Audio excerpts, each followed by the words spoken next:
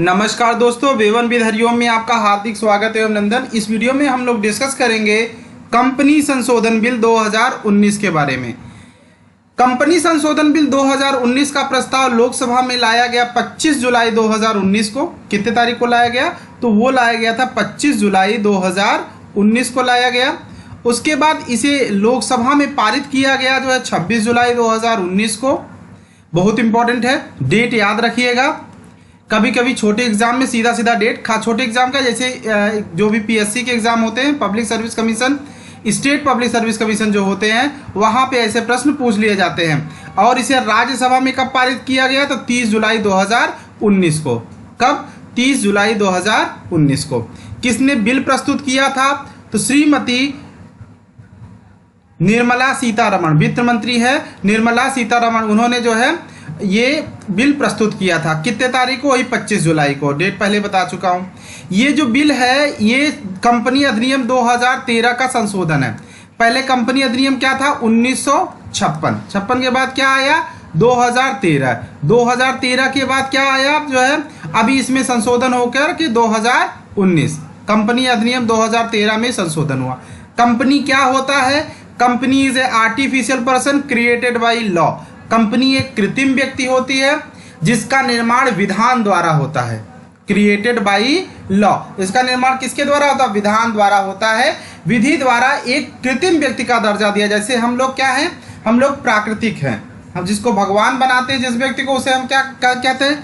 प्राकृतिक कहते हैं। और जिसको हम लोगों द्वारा जो बनाया जाता है वो क्या कहलाता है? कृत्रिम कहलाता है। अब यहाँ समझने वाली बात यह है कि ये जो नया संशोधन बिल आया है 2009, कंपनी संशोधन बिल 2019 आया हुआ है, इसमें क्या क्या चेंजेस हुए, कहाँ कहाँ से जो है प्रश्न बन सकते हैं और कौन कौन सा टॉपिक इंपॉर्टेंट है, उन सब पे हम लोग डिस्कस करते हैं।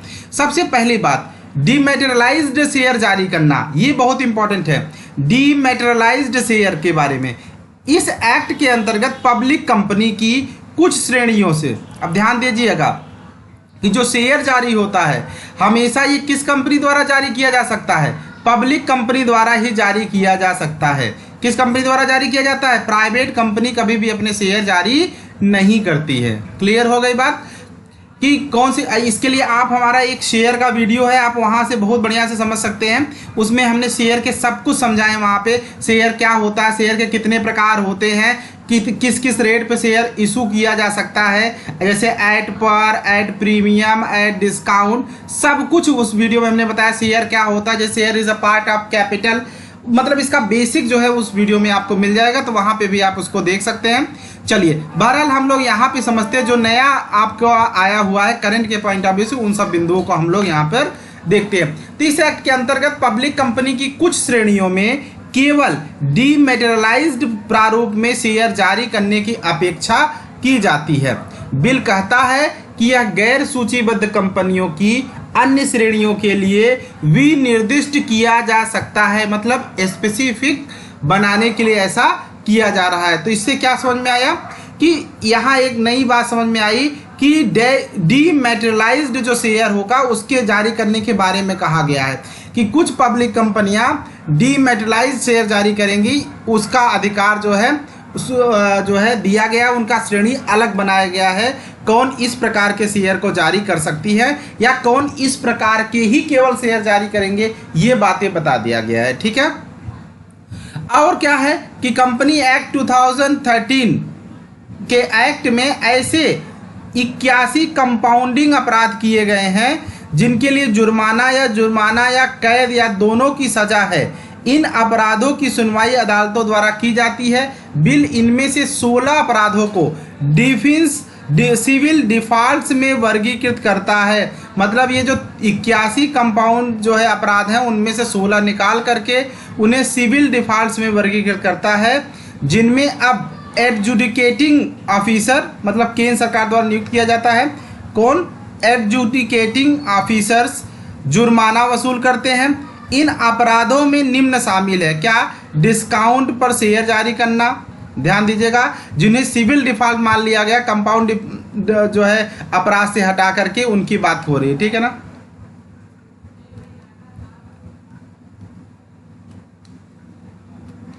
चलिए आगे बात किया जाए। तो ये है।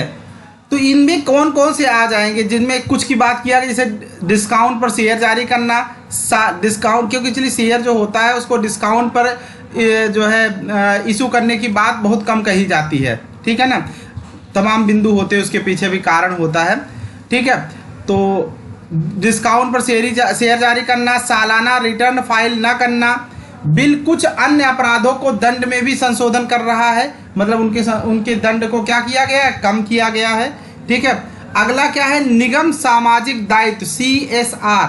इस एक्ट के अंतर्गत जिन कंपनियों में CSR का प्रावधान है, अगर वे CRS की पूरी धनराशि का उपयोग नहीं करती हैं तो उन्हें अपनी वार्षिक रिपोर्ट में इसका खुलासा करना होगा। यहीं से प्रश्न बनेगा, ये ध्यान दीजिएगा, खुलासा करना होगा। बिल के अंतर्गत CSR की हर साल खर्च न होने वाली धनराशि वित्त वर्ष के 6 महीने के अंदर एक्ट की अनुसूची 7 के अंतर्गत आने वाली निधियों, अर्थात मतलब फंड, ठीक है ना, जैसे प्रधानमंत्री राहत कोष में से किसी एक में हस्तांतरित कर दिया जाएगा। इसी प्रकार जैसे प्रधानमंत्री कोष और कोई जो कोष है जो सरकारी, उसमें क्या कर दिया जाएगा, हस्तांतरित करने की बात कही गई है।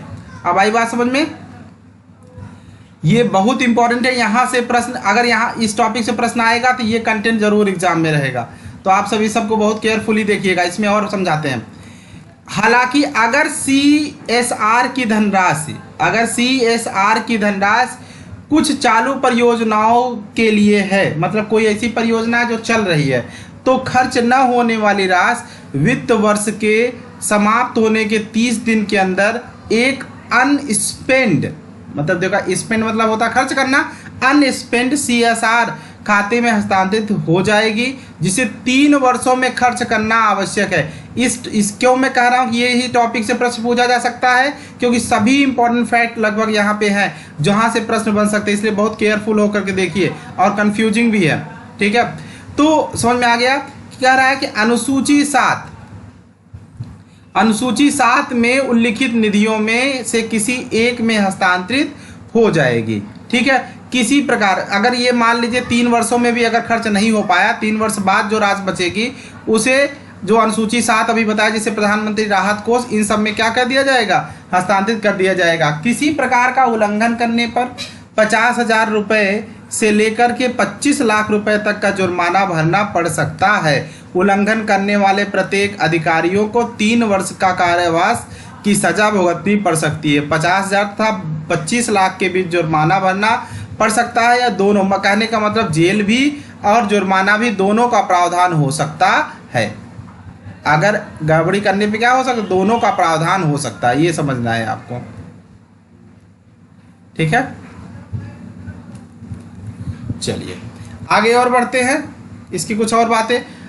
ऑडिटर्स को प्रतिबंधित करना अगला है, इसमें ऑडिटर्स को प्रतिबंधित, इसको हेडिंग बना लीजिएगा, ठीक है। ऑडिटर्स को प्रतिबंधित करना, एक्ट के अंतर्गत दोष साबित होने पर नेशनल फाइनेंसिंग रिपोर्टिंग अथॉरिटी किसी सदस्य या फर्म को 6 महीने से लेकर के 10 वर्ष के बीच चार्टर्ड अकाउंटेंट के तौर पर प्रैक्टिस करने से प्रतिबंध कर सकती है। बिल सजा में संशोधन करता है और कहता है उसे कंपनी के ऑडिटर या इंटरनल ऑडिटर के तौर पर नियुक्त नहीं किया जाएगा, या 6 महीने से लेकर 10 वर्ष की अवधि के बीच एक कंपनी के वैल्यूएशन का काम नहीं कर सकता है। मतलब उसकी सजा जो जेल वेल का प्रावधान है उसको कम किया गया। इस सब पॉइंट को आप बिल्कुल ध्यान से समझिएगा, यहाँ से प्रश्न एग्जाम में आ सकता है। ये टॉपिक थोड़ा सा टेक्निकल है, जो कॉमर्स के स्टूडेंट है उन्हें तो दिक्कत नहीं होगी, जो सामान्य वर्ग के विद्यार्थी उन्हें थोड़ा समस्या हो रही होगी, तो बिल्कुल परेशान नहीं होंगे कि ये तो हमको बिल्कुल समझ में नहीं आ रहा, हम क्या करें कैसे करें। तो आप ज़्यादा न टेंशन लीजिए, इसको 1-2 बार मन लगा के पढ़िए। इसे जो मेन मैं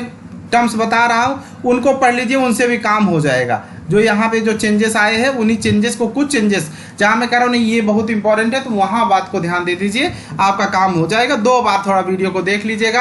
अगर आपको PDF चाहिए तो PDF के लिए भी आपको क्या करना होगा, व्हाट्सअप करना होगा। किस नंबर पे करना होगा, 9452936338 पे आपको क्या करना है, व्हाट्सअप करना होगा। आपका क्या व्हाट्सअप करना होगा, अपना नाम बताना होगा, नाम लिखना होगा और जगह का नाम लिखना होगा। ये 2 बातें लिख करके आपको व्हाट्सअप कर देना है और हम आपको PDF प्रोवाइड कर देंगे। चलिए अब आगे बढ़ते हैं, देखते हैं आगे क्या है, ठीक है ना। आगे की बात को ध्यान से समझते हैं, ठीक है ना। वो क्या है, व्यापार शुरू करना। क्या है? व्यापार शुरू करना।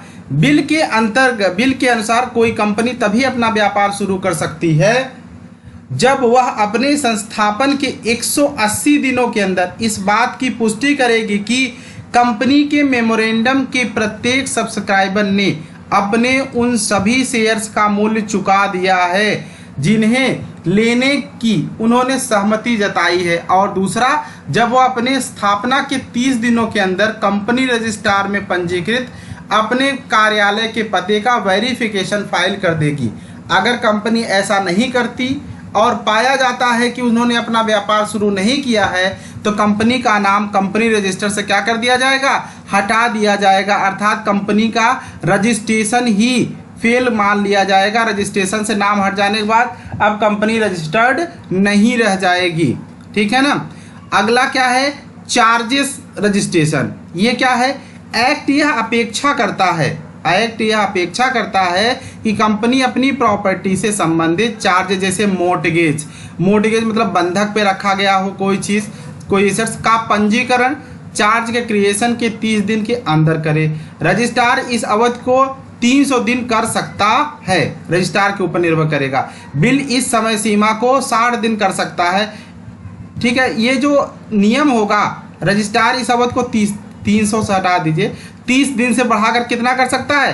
60 दिन कर सकता है। जिसे 60 दिन बढ़ाया जा सकता है। आप समझिए, ये जो 30 दिन है इसको बढ़ाकर कितना किया जा सकता है? 60 दिन किया जा सकता है। ये बात समझिएगा। ठीक है।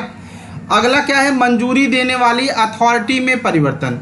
एक्ट के अंतर्गत अगर किसी विदेशी कंपनी से जुड़ी कोई कंपनी अपने वित्तीय वर्ष की अवधि में परिवर्तन करती है, वित्तीय वर्ष की अवधि में परिवर्तन करने का मतलब क्या है कि देखिए, एक होता है फिनेंशियल ईयर। जैसे फिनेंशियल ईयर कब चालू होगा? 1 अप्रैल से चालू होता है फिनेंशियल ईयर। और कब तक चलता है? 31 मार्च। कब तक? 1 अप्रैल टू 31 मार्च तक चलता है। इसे हम क्या कहते हैं? Financial year. एक होता है कैलेंडर ईयर, जिसे हम क्या कहते हैं? 1 जनवरी से चालू होता है। 1 जनवरी से चालू होकर के कब तक चलता है? 31 दिसंबर तक चलता है। तो इस प्रकार से ये हो गया। ठीक है। ऐसे ही जो है कृषि वर्ष भी होता है आपका, 1 जुलाई से चालू होता है। कब से? 1 जुलाई से चालू होता है और आपका ख़त्म कब हो जाता है? 30 जून को। ठीक है। ऐसे ही होता है। ठीक है। तो इस प्रकार से तो वही कह रहा कि आप इसमें परिवर्तन ऐसे जब चाहे तब आप परिवर्तन नहीं कर सकते। इन्हीं की बातों की बात कही जा रही। ठीक है। चलिए आगे बढ़ते हैं और समझते हैं। ठीक है। ये समझ में आ गया। कभी कभी तो यही प्रश्न पूछ लेता है कैलेंडर ईयर फिनेंशियल ईयर को लेकर के, तो सतर्क रहने की जरूरत है। तो परिवर्तन करती है तो उसे इस संबंध में राष्ट्रीय कंपनी ट्रिब्यूनल से मंजूरी लेनी होगी। ठीक है। ऐसे नहीं कर सकती, बदल नहीं सकती है।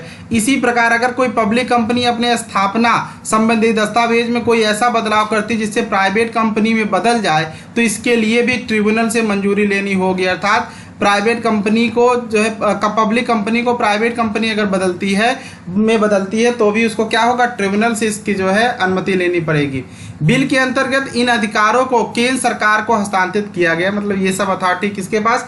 केंद्र सरकार के अंतर्गत है। ये ध्यान देना। कंपाउंडिंग एक है। इस एक्ट के अंतर्गत एक क्षेत्रीय निदेशक 5 लाख रुपए तक के जुर्माने वाले अपराधों को कंपाउंड कर सकता है। ये इंपॉर्टेंट है। क्षेत्रीय निदेशक जो होगा, लोकल जो डायरेक्टर होगा, वो 5 लाख रुपए तक के जुर्माने वाले अपराध को कंपाउंड मतलब सेटल कर सकता है, एडजस्ट कर सकता है। बिल इस सीमा को बढ़ा करके 25 लाख करता। अब यही ध्यान दीजिएगा, अब 2-3 बार आ गया। बिल इस सीमा को बढ़ाकर 25 लाख करता, क्या मतलब है? तभी 30 से बढ़ा करके क्या हुआ? 60 किया गया दिनों की संख्या। अभी यहाँ पे बढ़ा करके 5 लाख को क्या कर दिया गया है? 25 लाख कर दिया गया है। यही कह दिया जाएगा कि किया गया। तो ये 2019 में जो संशोधन हुआ उसके हिसाब से क्या कर दिया गया? यही सब संशोधन किए गए हैं। 2019 में क्या किया गया? यही संशोधन किया गया है। जो पहले सेटल करने की सीमा कितनी थी? 5 लाख थी। अब वो सेटल करने की सीमा 5 लाख से बढ़ा करके कितना कर दिया गया? 5 लाख से बढ़ा करके से इंक्रीज करके क्या कर दिया गया? 25 लाख रुपए कर दिया गया। ये बहुत ध्यान समझना है। पद पर रहने पर प्रतिबंध। एक्ट के अंतर्गत केंद्र सरकार या कुछ स्टेक होल्डर कंपनी के मामले के कुप्रबंधन के खिलाफ NCLT में राहत के लिए आवेदन कर सकते हैं। बिल कहता है कि ऐसी शिकायत पर सरकार कंपनी के किसी अधिकारी के खिलाफ इस आधार पर मामला दायर कर सकता है कि धोखाधड़ी या लापरवाही के कारण वह कंपनी में बने रहने योग्य नहीं है। अगर NCLT अधिकारी के खिलाफ आदेश जारी करती है तो 5 वर्षों के लिए वह कंपनी भी 5 वर्षों के लिए वह किसी भी कंपनी के किसी पद पर नहीं रह सकता। यह ध्यान देना। पद पर प्रतिबंध लगाने वाला भी इसमें प्रावधान किए गए हैं। ये जितने मैं प्रावधान बता रहा हूँ नया नया हुआ है, उन सबको बहुत अच्छे से ध्यान देने की जरूरत है। हाँ, मैं एक बार को बार बार बोल रहा हूँ, अगर मान लीजिए कहीं कंफ्यूजन होती है तो एक ही चीज़ को 2 बार 3 बार पढ़िएगा, क्योंकि ये टॉपिक इंपॉर्टेंट है। यहाँ से जब प्रश्न आएगा तो ये आपको आगे लेके जाएगा। कारण क्या है कि कई स्टूडेंट के यहाँ से गड़बड़ होंगे, जो नॉन कॉमर्शियल स्टूडेंट होंगे वहाँ उनके लिए बहुत दिक्कत की बात होगी। इसलिए ये बात थोड़ा समझना जरूरी है। अगर आप थोड़ा मेहनत कर लेते हो तो अगर इस सेगमेंट से प्रश्न आएगा तो आप बेनिफिशियल सिचुएशन में रहेंगे। अगला आ गया बेनिफिशियल ओनरशिप। अगर किसी व्यक्ति का किसी कंपनी के कम से कम 25% शेयर, कितना 25% शेयर पर बेनिफिशियल इंटरेस्ट है। बेनिफिशियल इंटरेस्ट का हिंदी होती है सारवान हित। सारवान हित, पहले यह हित कितना था 20% था, अब इसे बढ़ा क्या कर दिया गया 25%। या वह कंपनी पर महत्वपूर्ण प्रभाव या नियंत्रण रखता है तो उसे इस इंटरेस्ट की घोषणा करनी होती है। बिल के प्रत्येक कंपनी से अपेक्षा करता है कि वह बेनिफिशियल ओनर को चिन्हित करने के लिए कदम उठाए और उसके एक्ट के अनुपालन की अपेक्षा करे। मतलब ऐसे लोगों का नाम चिन्हित होना चाहिए और उनके जो है ऐसा करने के लिए जो है ये जो नया वाला एक्ट आया हुआ है संशोधन बिल 2019, वो आपको क्या करती है, बाध्य करती है। थोड़ा सा टिपिकल टॉपिक था, लेकिन आप निश्चित तौर पे आप सबको समझ में आया होगा। और हम यही सुझाव होगा कि अगर कहीं दिक्कत हो तो आप फिर भी कमेंट में लिखें, हम उसको जो है सॉल्व करने का प्रयास करेंगे। अगर आप वीडियो को फिर से देख लीजिएगा, जितने पॉइंट्स में दिक्कत होगी वो पॉइंट्स बताइएगा, हम उस पॉइंट पे भी आपको वीडियोस बना के दे देंगे। Thank you, thanks for watching.